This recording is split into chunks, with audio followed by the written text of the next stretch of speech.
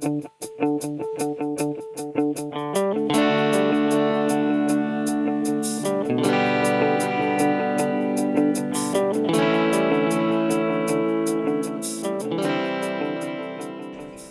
circulaire est souvent présentée par opposition à l'économie linéaire, où des ressources naturelles sont utilisées, consommées, jetées.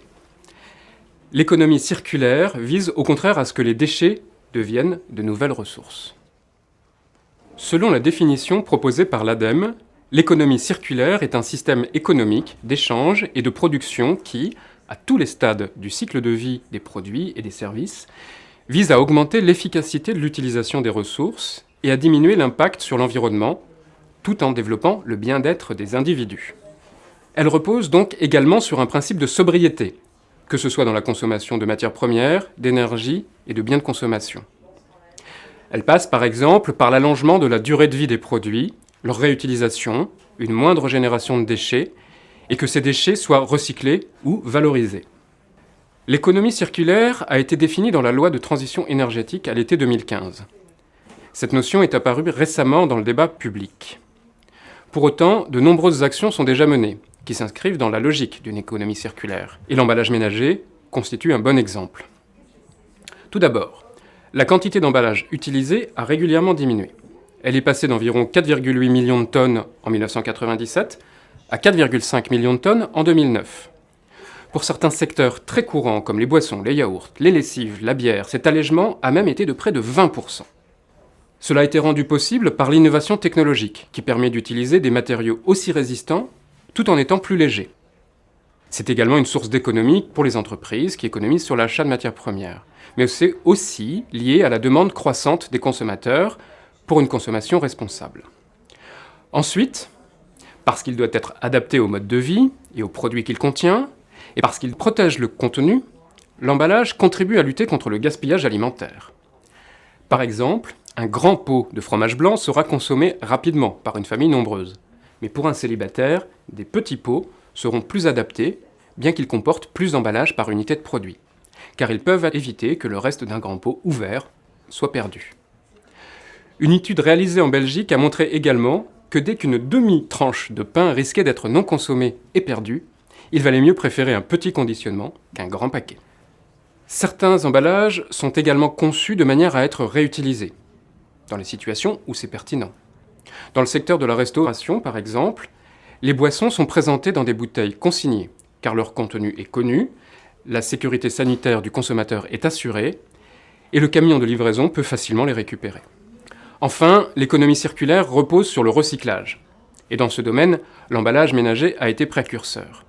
Dès le début des années 90, les entreprises se sont organisées pour financer le développement de la collecte sélective et du recyclage mis en œuvre par les collectivités locales. De 18% en 1992, le taux de recyclage est passé à 67% en 2014. Boucler la boucle de la matière, c'est bien l'objectif du recyclage. Les matériaux collectés et triés sont réutilisés pour produire parfois de nouveaux emballages, ce que l'on appelle la boucle fermée, ou bien pour produire de nouveaux objets, ce que l'on appelle la boucle ouverte. Ainsi, par exemple, l'acier ou l'aluminium des emballages est mélangé à de l'acier ou de l'aluminium d'autres origines pour produire de nouveaux emballages ou être utilisé dans l'automobile ou le bâtiment. Au contraire, le carton et le verre fonctionnent en boucle fermée. Tout le verre d'emballage est réutilisé pour produire de nouveaux emballages en verre.